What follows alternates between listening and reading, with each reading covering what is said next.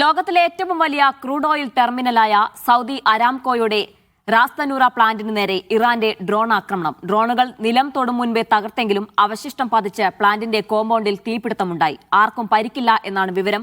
തീയണച്ച് സുരക്ഷയുടെ ഭാഗമായി പ്ലാന്റ് താൽക്കാലികമായി അടച്ചിട്ടുണ്ട്. ആക്രമണം പ്രതിരോധ മന്ത്രാലയം സ്ഥിരീകരിച്ചു. സൗദിയിൽ പൊതുവിൽ സ്ഥിതിഗതികൾ ശാന്തമാണ്. വ്യോമപാത അടച്ച GCC റൂട്ടുകളിൽ റദ്ദാക്കിയതൊഴിച്ചാൽ കേരളത്തിലേക്കുൾപ്പെടെ വിമാന സർവീസുകളെല്ലാം തുടരുന്നുണ്ട്. അഫ്താബ് റഹ്മാൻ ചേരുന്ന വിശദാംശങ്ങൾ നൽകാനായി. അഫ്താബ്, എന്താണ് സാഹചര്യം? വിമാന സർവീസുകൾ പ്രധാനമായും റദ്ദാക്കിയത് എവിടെയൊക്കെയാണ്? മറ്റു വിവരങ്ങൾ എങ്ങനെയാണ്? ജീന, ഇന്നിപ്പോൾ ഇറാന്റെ ഒരു ആക്രമണം നടന്നിരിക്കുന്നത് സൗദിയിലെ അരാംകോയുടെ പ്ലാന്റിന് നേരെയാണ്. പക്ഷേ രണ്ട് ഡ്രോൺ ആക്രമണമാണ് നടന്നത്. ഈ രണ്ട് ഡ്രോണുകളും ആകാശത്ത് വെച്ച് തന്നെ പ്രതിരോധ വിഭാഗം തകർത്തിട്ടുണ്ട്. പക്ഷേ ഇതിന്റെ അവശിഷ്ടങ്ങൾ സൗദി അരാംകോയുടെ റാസ് തനൂറയിലുള്ള പ്ലാന്റിൽ അതിന്റെ കോമ്പൗണ്ടിൽ പതിച്ചു. അതിന് പിന്നാലെ തീപിടുത്തമുണ്ടായി. പക്ഷേ ഇതൊരു വലിയ തോതിൽ ഒരു പ്രയാസകരമാകുന്ന തരത്തിലേക്ക് പടർന്നിട്ടില്ല. അതിനാൽ തന്നെ തീ പെട്ടെന്ന് അണക്കുകയും ചെയ്തു. നിലവിൽ പ്ലാന്റിനകത്തെ കാര്യങ്ങൾ പ്രയാസമൊന്നുമില്ലാതെ തുടരുകയാണ്. പക്ഷേ സുരക്ഷാ പരിശോധനകളുടെ ഭാഗമായി നിലവിൽ ഈ പ്ലാന്റ് താൽക്കാലികമായി അടച്ചിട്ടുണ്ട്. അല്പം മുമ്പ് സൗദിയിലെ ഊർജ്ജ മന്ത്രാലയം അറിയിച്ചത് ഇവിടെ നിന്നുള്ള എണ്ണ വിതരണം സൗദിയിലെ ആഭ്യന്തര മേഖലയെ ഒരു നിലക്കും ബാധിക്കുന്നതല്ല, അത് സുഗമമായി തന്നെ തുടരുന്നുണ്ട് എന്നുള്ളതാണ് സൗദിയിലെ ഊർജ്ജ മന്ത്രാലയം അറിയിക്കുന്നത്. മറ്റൊരു പ്രധാനപ്പെട്ട കാര്യം, ഈ റാസ് തനൂറയിലെ പ്ലാന്റ് എന്ന് പറയുന്നത് ലോകത്തിലെ തന്നെ ഏറ്റവും വലിയ ക്രൂഡ് ഓയിൽ കയറ്റുമതി ചെയ്യുന്ന ടെർമിനലാണ്. അതുകൊണ്ട് തന്നെ അവിടെ ലക്ഷ്യം വെച്ചത് സ്വാഭാവികമായിട്ടും സൗദിയുടെ പ്രകോപനത്തിന് കാരണമാകാൻ ഇടയുണ്ട്.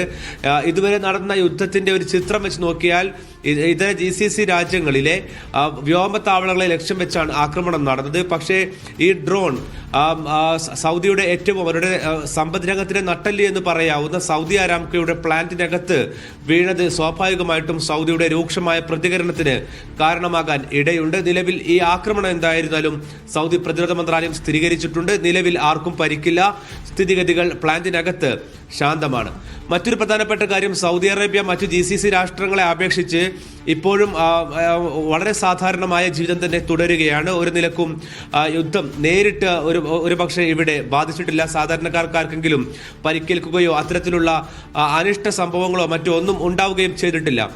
വിമാന സർവീസിനെ കുറിച്ച് പറയുകയാണെങ്കിൽ കേരളത്തിലേക്ക് സൗദി എയർലൈൻസിന്റെയും ഫ്ലൈനാസിന്റെയും എല്ലാം തന്നെ വിമാന സർവീസുകൾ തുടരുന്നുണ്ട്. അതിൽ ഒരു മാറ്റവും ഇതുവരെ വരുത്തിയിട്ടില്ല. അതേസമയം മറ്റു GCC രാജ്യങ്ങൾ, ഇപ്പോൾ ഒമാൻ ഉൾപ്പെടെയുള്ള പ്രദേശങ്ങളുടെ വ്യോമപാത ഉപയോഗിച്ചുകൊണ്ടാണ് നേരത്തെ ഇന്ത്യൻ വിമാന കമ്പനികളായ എയർ ഇന്ത്യ എക്സ്പ്രസ് ഉൾപ്പെടെ ഇൻഡിഗോ അടക്കം സർവീസ് നടത്തിയിരുന്നു. അതുകൊണ്ട് തന്നെ അവർക്ക് അതുവഴി കടന്നു വരാൻ സാധിക്കാത്തത് കൊണ്ട് അവർ സർവീസുകൾ നേരത്തെ റദ്ദാക്കിയത് ഇപ്പോഴും തുടരുന്നുണ്ട്. പക്ഷേ സൗദി അറേബ്യയുടെ വിമാന സർവീസുകൾ ഇപ്പോഴും കേരളത്തിലെ എല്ലാ വിമാനത്താവളങ്ങളിലേക്കും നേരത്തെ ഉള്ളതുപോലെ തന്നെ സർവീസുകൾ തുടരുകയും ചെയ്യുന്നുണ്ട്. ഏതായിരുന്നാലും ഒരു സാധാരണ ജീവിതത്തെ സൗദി അറേബ്യയിൽ ഇത് ബാധിച്ചിട്ടില്ല. പക്ഷേ ഇനി ഇത് ബാധിക്കാൻ ഇടയുള്ള രീതി എന്ന് പറയുന്നത് അത് സമ്പദ് രംഗത്തെ ബാധിക്കുകയും പതിയെ അത് താഴെത്തട്ടിലേക്ക് എത്തുകയും ചെയ്യുക എന്നുള്ളതാണ്. അതിന്റെ പ്രത്യാഘാതങ്ങൾ വരാൻ ഇടയുള്ളത്, ഒന്ന്, ഹോർമോസ് കടലിടുക്കും സൂയസ് കനാൽ വഴിയും രണ്ടിടങ്ങളിലൂടെയുമുള്ള കപ്പൽ ഗതാഗതം നിലവിൽ നിലച്ച മട്ടാണ്. എന്ന് വെച്ചാൽ ലോകത്തെ വൻകിട ഷിപ്പിംഗ് ലൈനുകൾ നിലവിൽ തന്നെ ഇതുവഴിയുള്ള സർവീസുകൾ പൂർണ്ണമായിട്ടും റദ്ദാക്കിയിട്ടുണ്ട്. നമ്മൾ കുറച്ചു മുമ്പ് കേരളത്തിൽ നിന്നുള്ള റിപ്പോർട്ട് പോലെ തന്നെ സൗദിയിലേക്കുള്ള ഒരു കപ്പൽ അവിടെ മാറ്റി നിർത്തിയിട്ടതായി നമ്മൾ വാർത്തയിൽ പറഞ്ഞിരുന്നു. ഇതുപോലെ തന്നെ സമാനമായ രീതിയിൽ സൗദിയുടെ അരികിനോട് ചേർന്നും ഒമാന്റെ അരികിനോട് ചേർന്നും കപ്പലുകളെല്ലാം ഇപ്പോൾ ഹോർമോസ് കടലെടുക്ക് കടക്കാതെ, അതോടൊപ്പം തന്നെ ചെങ്കടലിൽ സൂയസ് കനാൽ കടക്കാതെ മാറ്റി നിർത്തിയിട്ടിരിക്കുകയാണ്. ഈ ഒരു ആശങ്ക, അതായത് ഈ കപ്പലുകൾക്ക് നേരെ ആക്രമണം നടന്നേക്കുമോ എന്നുള്ളൊരു ആശങ്ക നിലനിൽക്കുന്ന സാഹചര്യത്തിലാണിത്. ഇതിന്റെ ഒരു പ്രത്യാഘാതം എന്ന് പറയുന്നത് ലോകത്തിലേക്കുള്ള ഏതാണ്ട് 20% ക്രൂഡ് ഓയിൽ കയറ്റുമതി നടക്കുന്നതും ഒപ്പം തന്നെ ലോകത്തിലേക്ക് വേണ്ട 1/3 ദ്രവീകൃത LPG കടന്നു പോകുന്നതുമെല്ലാം തന്നെ ഈ ഹോർമോസ് കടലെടുക്ക് വഴിയാണ്. സ്വാഭാവികമായിട്ടും അത് എത്താതിരിക്കുമ്പോൾ വിപണിയിൽ അതിന്റെ ക്ഷാമം ഉണ്ടാകാനുള്ള സാധ്യത ദീർഘകാലാടിസ്ഥാനത്തിലുണ്ട്. ഒരുപക്ഷെ യുദ്ധം പെട്ടെന്ന് തീരുകയാണെങ്കിൽ അതിന്റെ പ്രത്യാഘാതം ഉണ്ടാകില്ല. പക്ഷേ നീണ്ടു പോവുകയാണെങ്കിൽ അത് സ്വാഭാവികമായിട്ടും ബാധിക്കും.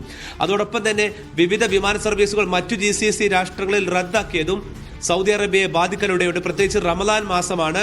മക്കയിലേക്കും മദീനയിലേക്കും ഉൾപ്പെടെ ആയിരങ്ങൾ ഒഴുകിയെത്തുന്ന സമയം കൂടിയാണിത്. ഈ സർവീസുകൾ റദ്ദായത് സ്വാഭാവികമായിട്ടും സൗദി അറേബ്യക്കകത്തുള്ള വിപണിയെ സ്വാഭാവികമായിട്ടും ബാധിക്കും. സൗദിയിൽ തന്നെ മക്കയിലേക്കും മദീനയിലേക്കും എത്തിയ കേരളത്തിൽ നിന്നടക്കമുള്ള തീർത്ഥാടകരുണ്ട്, ഉംറക്കാരുണ്ട്. അവർക്ക് സ്വാഭാവികമായിട്ടും മടങ്ങേണ്ട സമയമാണ്. പലരും എയർ ഇന്ത്യ എക്സ്പ്രസ് ഉൾപ്പെടെ വിമാനങ്ങളിലാണ് നേരത്തെ ടിക്കറ്റുകൾ എടുത്തിരുന്നത്. അവരുടെ സേവനത്തിനായി ജിദ്ദ കേന്ദ്രീകരിച്ചുകൊണ്ട് ഇന്ത്യൻ കോൺസുലേറ്റിന് കീഴിൽ ഹെൽപ്പ് ലൈൻ തുറന്നിട്ടുണ്ട്. അവരുടെ സേവനത്തിന് അവർ പൂർണ്ണ സജ്ജമാണ് എന്ന് അറിയിച്ചിട്ടുണ്ട്. ഏതായിരുന്നാലും നിലവിൽ മറ്റു കാര്യങ്ങൾ നോക്കുമ്പോൾ സൗദിയിൽ പൊതുവെ ശാന്തമാണ് സ്ഥിതി. മറ്റു GCC രാഷ്ട്രങ്ങളെ ബാധിച്ച പോലെ സൗദിയിൽ അത് ബാധിച്ചിട്ടില്ല എന്നുള്ളതാണ് നിലവിലെ ചിത്രം. ജീന. ശരി അഫ്താബ്, ഏതായാലും ആശങ്കപ്പെടേണ്ട സാഹചര്യം നിലവിൽ സൗദിയിലില്ല എന്നതാണ് ആശ്വാസകരം. അഫ്താബ് റഹ്മാനാണ് സമഗ്രമായ വിശദാംശങ്ങൾ നൽകിയത്.